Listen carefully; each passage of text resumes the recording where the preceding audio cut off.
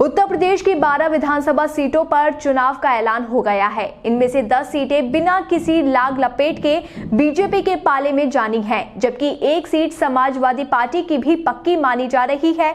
लेकिन अब ऐसे कयास लगाए जा रहे हैं कि समाजवादी पार्टी के लिए यूपी एमएलसी चुनाव एक बड़ा सिरदर्द बन सकता है। एक रिपोर्ट देखिए। उत्तर प्रदेश की विधान परिषद सदस्य सीटों पर चुनाव की अधिसूचना निर्वाचन आयोग ने जारी कर दी है। एमएलसी की इन सीटों के लिए 11 जनवरी से नामांकन की प्रक्रिया शुरू होगी, जो 18 जनवरी तक चलेगी। 19 जनवरी को नामांकन पत्रों की जांच होगी और 21 जनवरी को नाम की वापसी होगी।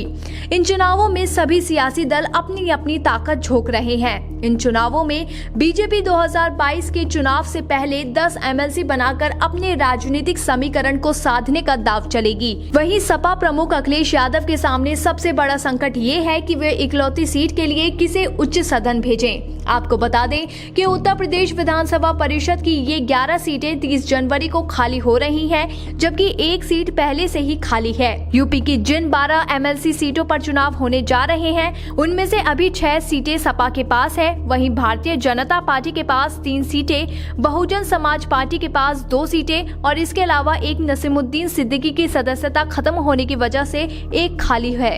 यूपी विधानसभा में मौजूदा विधायकों की संख्या के आधार पर सपा सिर्फ एक ही सीट जीत सकती है। ऐसे में जाहिर है कि बाकी 5 सदस्यों का पत्ता साफ होगा। सपा के अहमद हसन, आशु मलिक, रमेश यादव, रामजतन राजभर, वीरेंद्र सिंह और साहब सिंह सैनी के कार्यकाल पूरे हो रहे हैं। ये सभी सदस्य मुलायम सिंह यादव के करीबी माने जाते हैं और अहमद हसन और रमेश यादव सपा के पुराने और दिग्गज नेताओं में शामिल है। आपको बता दें कि 2022 के विधानसभा चुनाव से पहले सपा के लिए एक अनार और 100 बीमार वाली स्थिति खड़ी हो गई है। सपा के सामने अपने परंपरागत मुस्लिम और यादव ही नहीं बल्कि पिछड़े वर्ग को साथ कर रखने की चुनौती है।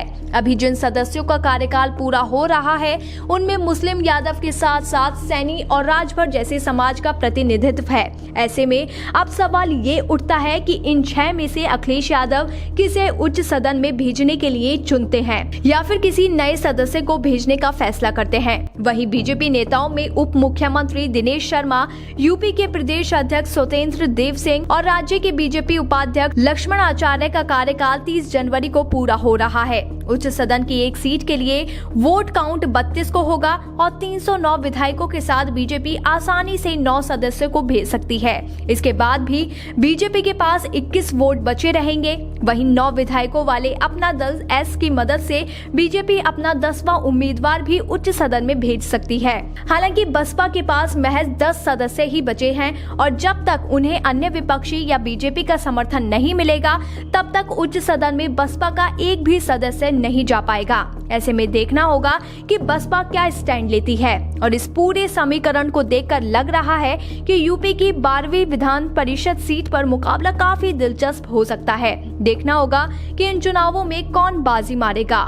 बीबीपीएन की रिपोर्ट। ताज़ा खबरों के लिए बने रहिए बीबीपीएन नेटवर्क के साथ, क्योंकि यहाँ आपको खबरें मिलेंगी नए भारत की।